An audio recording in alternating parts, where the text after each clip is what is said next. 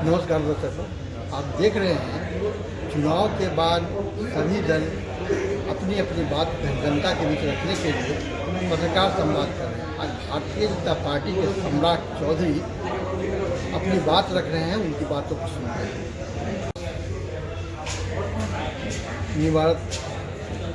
बिहार सरकार के निवर्तमान उप मुख्यमंत्री और भाजपा के कद्दावर नेता सम्राट चौधरी के द्वारा आज भाजपा मीडिया सेंटर में जो पत्रकार संवाद आयोजित किया गया था, उसमें उन्होंने जो विपक्ष के प्रतिपक्ष के नेता हैं और उन्होंने इस वार्ता में पत्रकार संवाद में आज ये कहा कि हमारी सरकार बनते ही मैं सभी अपराधियों को जेल में डाल दूँगा। इस पर और चुनाव आयोग के द्वारा साजिश जैसे मामले पर जो वीवीपैट फेंके हुए मिले कुछ विधानसभा क्षेत्रों में, उस पर प्रतिक्रिया दी है और उन्होंने कहा है कि यदि अपराधी को बंद करना है तो अपराधियों के अपराधी परिषद के राष्ट्रीय अध्यक्ष उनके घर में है, सबसे पहले अपने पिता को जो बीमारी के नाम पर जेल से बाहर है उन्हें जेल के अंदर करें। और दूसरा उन्होंने जो सबसे बड़ी बात कही कि यदि चुनाव आयोग पर प्रश्न है कि वोटिंग का परसेंटेज अभी तक नहीं बतलाया गया है, तो यह काम चुनाव आयोग प्रेस कॉन्फ्रेंस करके करेगी, यह पार्टी का काम नहीं है। और हमारी सरकार बनने जा रही है, हम पूर्ण बहुमत से अपनी सरकार बनाने जा रहे हैं और जनता को विकास और सुरक्षा मुहैया कराने का पहले की तरह काम करेंगे। आनंद अमन। आज इस प्रेस कॉन्फ्रेंस में उपस्थित भारतीय जनता पार्टी के मीडिया के प्रभारी, राष्ट्रीय प्रभारी संजय महूत जी, प्रदेश के मीडिया प्रभारी दानिश जी, सभी मीडिया के साथीगण, बिहार में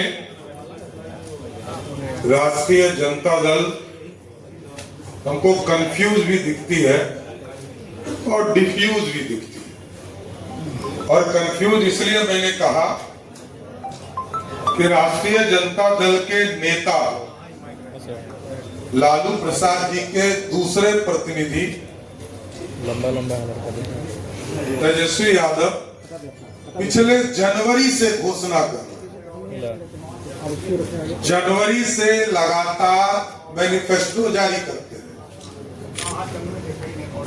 फिर उन्होंने मैनिफेस्टो जारी किया, फिर 4 तारीख को नया मैनिफेस्टो जारी किया।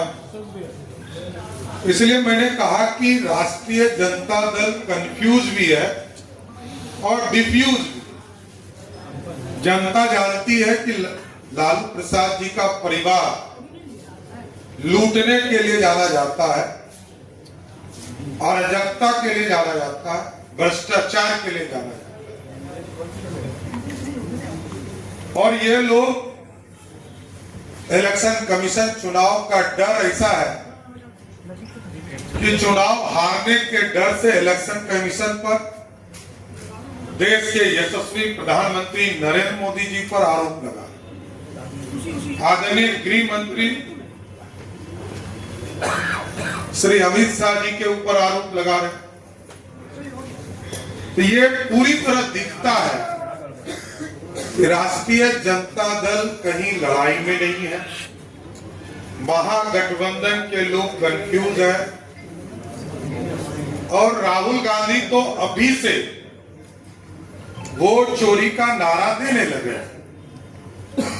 और जहां तक विकास की बात है, मैं स्पष्ट तौर पर बताना चाहता हूं कि 2005 से लेकर 2020 तक यदि सड़कों को देखा जाए तो जिस बिहार में 8000 किलोमीटर सड़क भी नहीं था, वहां लगभग 1.5 लाख किलोमीटर सड़क बनी। और ये लोग बार बार कहते हैं विकास पर बात होनी चाहिए, मैं सिर्फ विकास पे बात। 2005 में बिजली कनेक्शन मात्र 17 लाख लोगों को बिहार में, आज के तारीख में 2 करोड़ 14 लाख लोगों के पास है। बिहार में पानी की व्यवस्था नहीं था, पीने के पानी की व्यवस्था नहीं।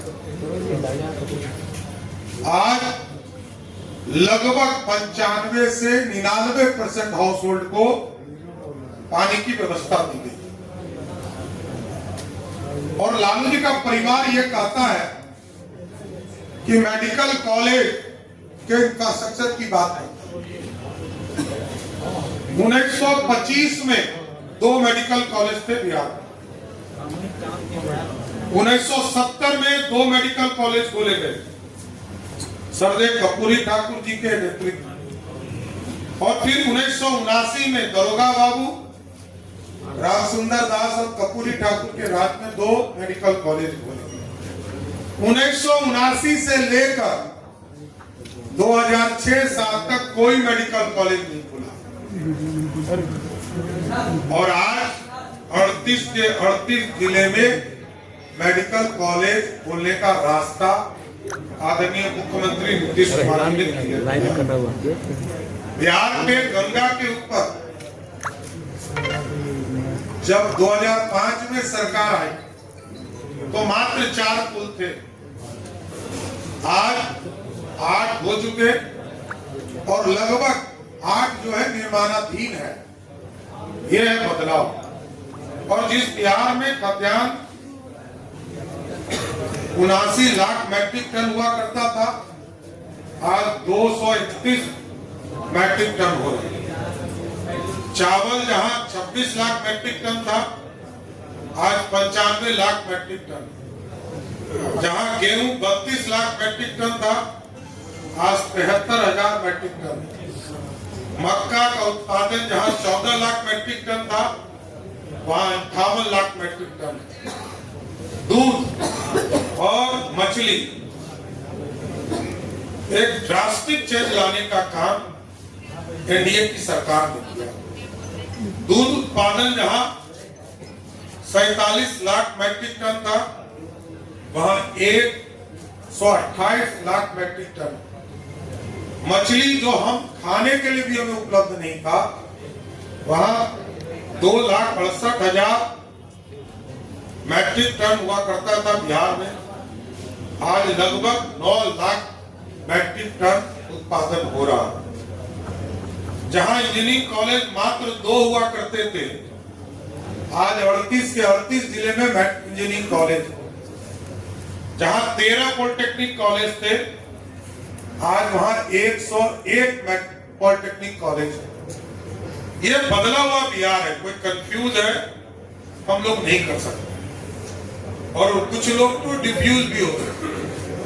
जनता ने तय कर दिया है कि ये लोग अब कुछ कर नहीं सकते, जनता के लिए भलाई के लिए नहीं कर सकते, सिर्फ अपने परिवार के लिए कर सकते। और इन लोगों ने आरोप लगाया दिलीप जायसवाल जी कभी भी मेडिकल कॉलेज के मालिक नहीं हो सकते। मैं